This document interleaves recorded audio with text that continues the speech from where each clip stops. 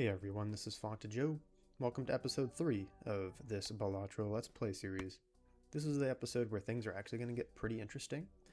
If you haven't been following the series, I've spent the last 3 months working on this run.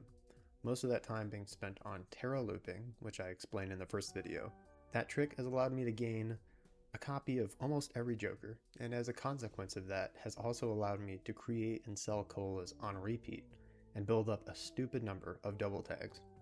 By the end of the last video, I had just finished up my second cola farming session, and at that point I had around 2,250 rare tags, as well as a similar number of fresh double tags. Now with all of that, it was finally time to move the dagger and go next. I'm just going to speed through these next few rounds since they're not that interesting. It's kind of difficult to do much at this point because of the low scoring requirement. I only get to play one hand, and selling all of my jokers to score less wouldn't really be an option for quite a while, so I'm just trying to make the most out of the one hand that I do get. I end up just playing a straight flush to get spectral cards, but I don't really use them super strategically, and looking back at these rounds, I kind of wish I had played this part differently. I think I could have been a little smarter when it comes to holding onto or using or selling certain spectral cards. Either way, round 37 is where that much anticipated negative tag is. So just to recap, as soon as I skip for that negative tag, all of the rare jokers you've been seeing in the shop will become rare and negative. This, in addition to the showman, means I'm going to be seeing a very high number of blueprints, brainstorms, and some other stuff. So I take the skip, wait like 30 minutes, and then play out the next round.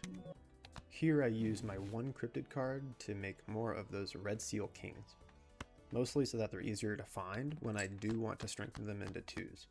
Like I said earlier, I don't really know if this was the right move, but of course I'm never punished and I get the cryptid back anyways. This next shop is where things start to get fun. This negative rare shopping session is about 3 months in the making. Over 100 hours of grinding negative jokers and double tags from Terra looping. Now, it's just time to kick the feet up and shop.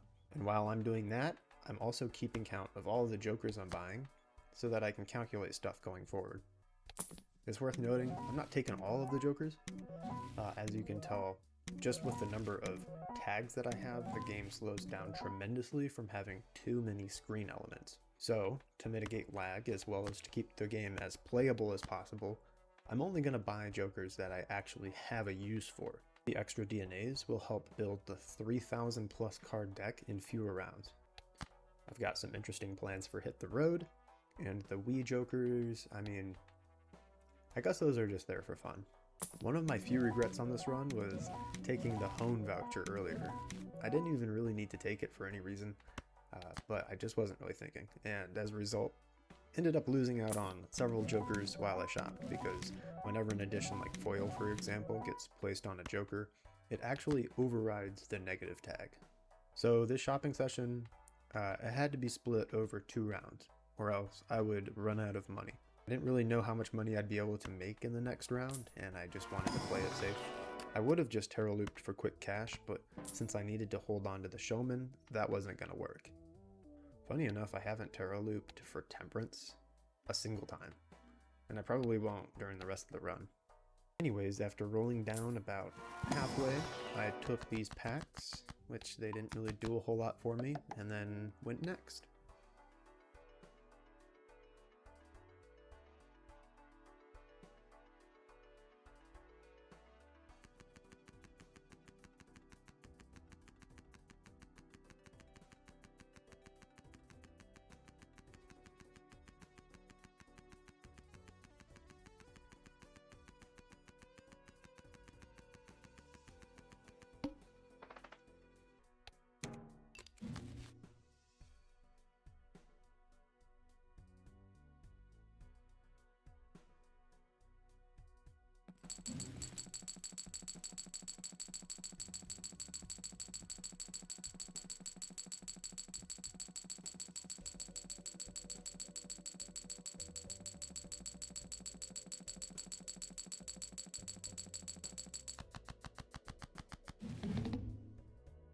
Alright, so here I just fiddle around with my tarot cards, I guess, and play a straight flush, just like before. But this time, instead of getting spectral cards, I got tarot cards. And I'm blaming that on me playing an 8 on accident, activating the 8 ball before Seance. Yeah, it gets really easy to make mistakes when you have this many jokers. Also, I accidentally mixed up the order for Midas Mask and Vampire, because I did not get nearly as much money as I should have. So it's a good thing I did split up the shopping, because I had just barely enough left over to get through the rest of the rare tags. Balatro decides to punish me for my mistakes with a foil brainstorm that I can't take. But a few rolls later, it rewards me with back-to-back-to-back brainstorms, which I promptly took a screenshot of. After all was said and done, I had collected a grand total of 106 blueprints and 113 brainstorms, as well as 107 DNAs, 100 hit the roads, and 97 Wii Jokers. Here's what the tags looked like at the end of the shopping session. So as you can see, the negative tags were just chilling above the rares. The very last rare just had to be the stinky holographic blueprint. Maybe it would have been a negative if I hadn't taken Hone. At this point, you might be thinking to yourself, alright, he's finally done with all this negative Joker stuff. Let's see what he does. Well, I'm only about halfway done with the negative Joker farming. In addition to getting multiple copies of rare Jokers, I also want to get copies of a few specific uncommon Jokers, as well as some commons. Back when I was scoping out a seed to use for this run, I wasn't only looking for rare and negative tags, I was also looking for an uncommon tag. It took like 3 days of searching for a good seed, but I ended up finding this one, which, in addition to what we just did, also includes another negative tag in Ante-13 and an uncommon skip tag in Ante-14. There are also multiple lone negative tags in later antes which I plan on taking advantage of. Each of these skips will of course require me to do another cola farming session, so in short, I am not done with the boring stuff. And in fact, the run is going to continue to be pretty boring until it's over. It goes without saying.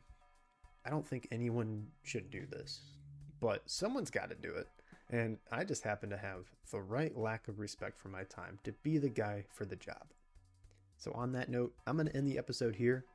I hope you're enjoying the series as much as I am, and if you are, let me know in the comments. I need a little attention to make up for all these hours that I'll never get back. Alright, that's it. Take care.